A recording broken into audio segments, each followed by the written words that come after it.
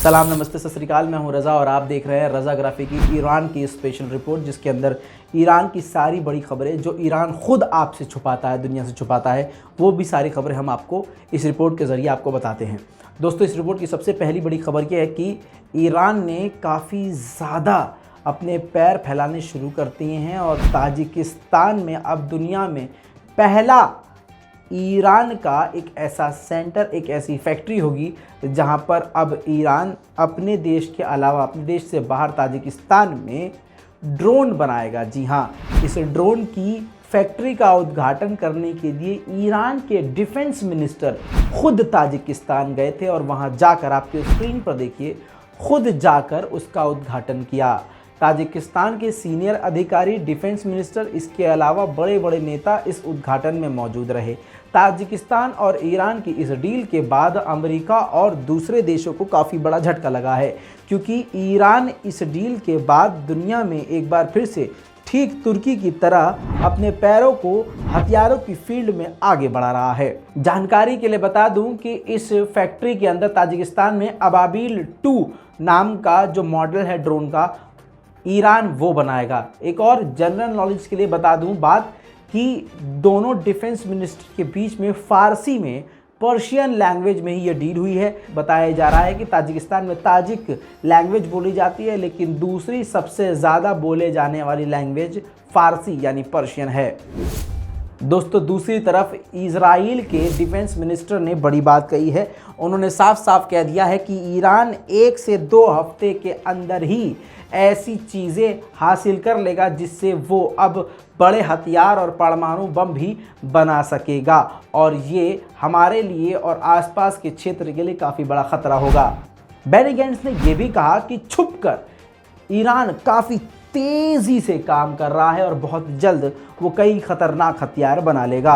अब आपको बता दूं कि यूएई, ईरान के फॉरेन मिनिस्टर भी पहुंच चुके हैं। फॉरेन मिनिस्टर इसलिए पहुंचे हैं क्योंकि यूएई के बादशाह का इंतकाल हो गया है। दुनिया भर से नेता, राजनेता वहां पर पहुंच रहे हैं। अब ईरान के फॉरेन मिनिस्टर भी यूएई पहुंच चुके हैं।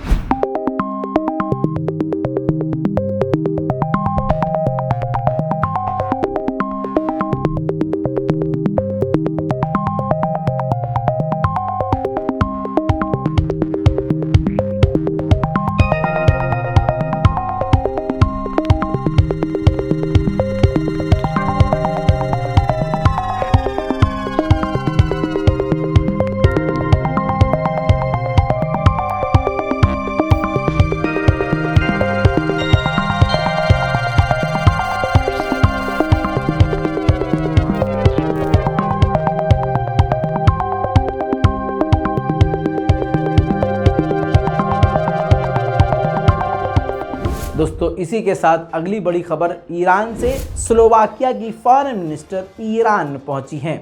स्लोवाकिया और ईरान के बीच में काफ़ी ज़्यादा डील अब होने वाली है और दोनों देश एक दूसरे के साथ मिलकर काफ़ी बड़े प्रोजेक्ट्स पर काम करने वाले हैं। एडिशनल जानकारी मिलने के बाद आपके सामने ज़रूर इसकी जानकारी दूंगा।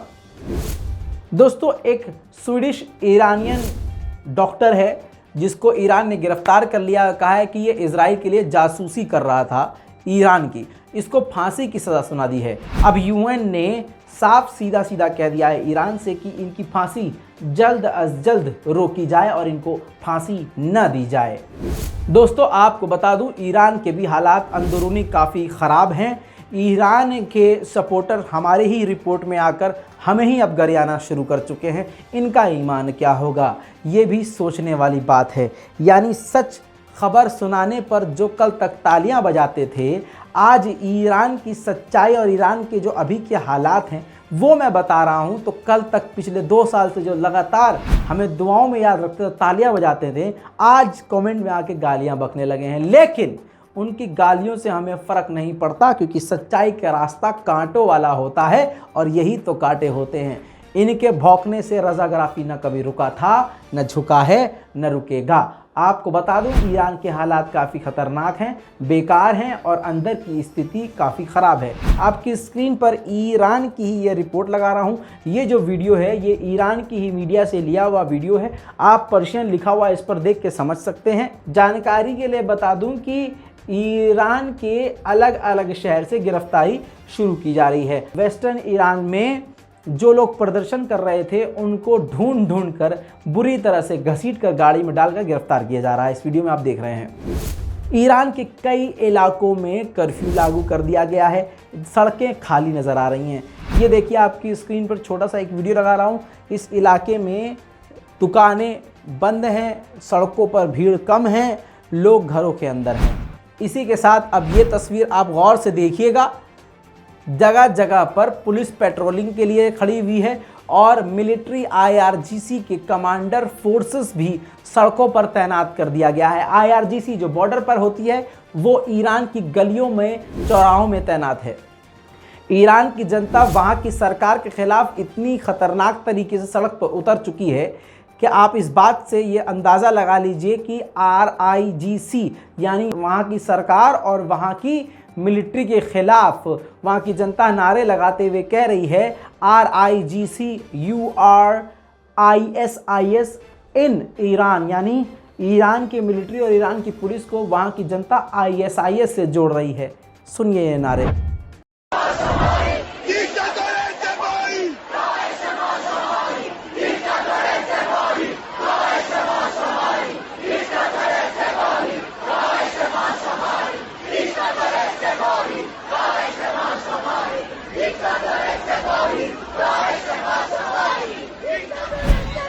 जिनको पेंशन्स मिलती थी, बताया जा रहा है पेंशन्स रुक गई हैं।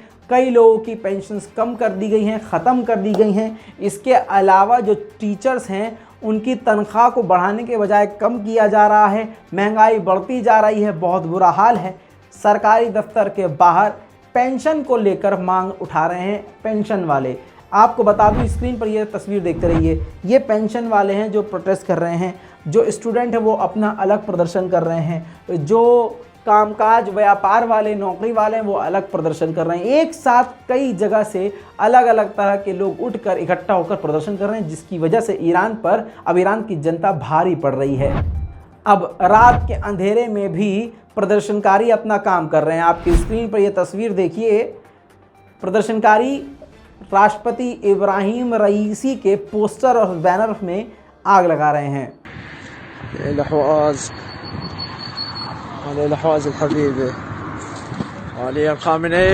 इतना ही नहीं दोस्तों, ईरान के किसान भी सड़कों पर बैठकर प्रदर्शन कर रहे हैं।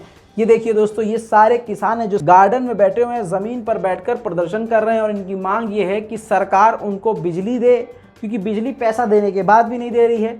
दूसरी बात, पानी की काफ़ी कमी है। अब बिना पानी के बेचारे किसान कहाँ से खेती करेंगे, तो इनकी बेसिक डिमांड है इनको पानी सरकार मुहैया कराए। गुस्सा बढ़ता जा रहा है क्योंकि पुलिस ने कई लोगों को गिरफ्तार कर लिया है। 4 से 5 लोगों के मारे जाने की खबर भी है।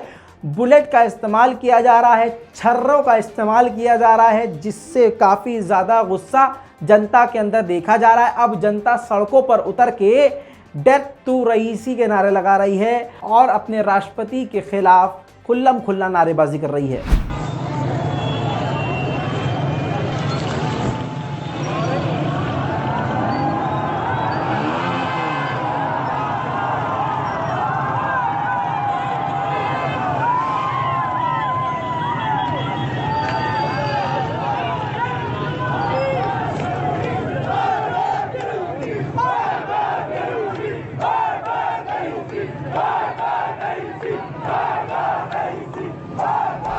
दंगा रोकने के लिए जो मिलिट्री तैनात की गई है वो AK-47 भी इस्तेमाल कर रही है, दाग रही है।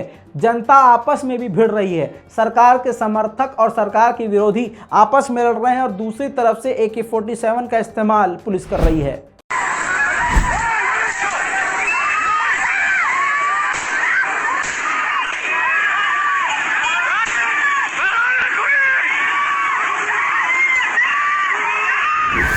दोस्तों, ऐसी ही तस्वीरें पूरे ईरान के अलग अलग इलाके से आ रही हैं। देखिए कुछ खास तस्वीरें।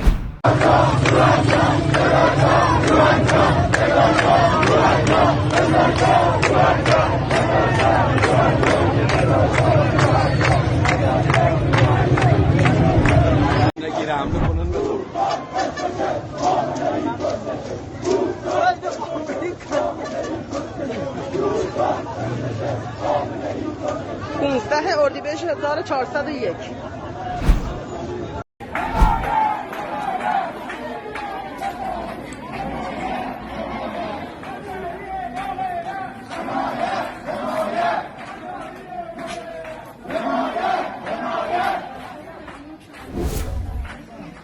दोस्तों इसी के साथ आपको बता दूं, ये जितने भी प्रदर्शन हो रहे हैं इसकी साजिश वेस्ट कर रहा है या विदेश से ये कोई प्लान किया जा रहा है, अमेरिका और इजराइल और फ्रांस के द्वारा, क्योंकि 2 फ्रांसीसी नागरिकों को पकड़ा गया है ईरान की सरकार के द्वारा जो कि एंटी गवर्नमेंट प्रदर्शन में शामिल थे और प्रमोट कर रहे थे। खुद तेहरान में ईरान के अंदर वो मौजूद थे जिनको गिरफ्तार किया गया है। दोस्तों आपको मैं बता दूं, रेतीला तूफान इराक के बाद सऊदी अरब और सऊदी अरब के बाद तेहरान भी पहुंच चुका है। तेहरान के सभी स्कूलों, कॉलेजों और यूनिवर्सिटीज़ को बंद कर दिया गया है। दोस्तों ये थी ईरान की स्पेशल रिपोर्ट। इसी तरह से ईरान की स्पेशल रिपोर्ट अगर आपको चाहिए नीचे कमेंट कीजिएगा, रिपोर्ट को शेयर कीजिएगा। दुआ में मुझे याद रखिएगा। मैं हूं रज़ा और आप देख रहे हैं रज़ाग्राफी। जय हिंद।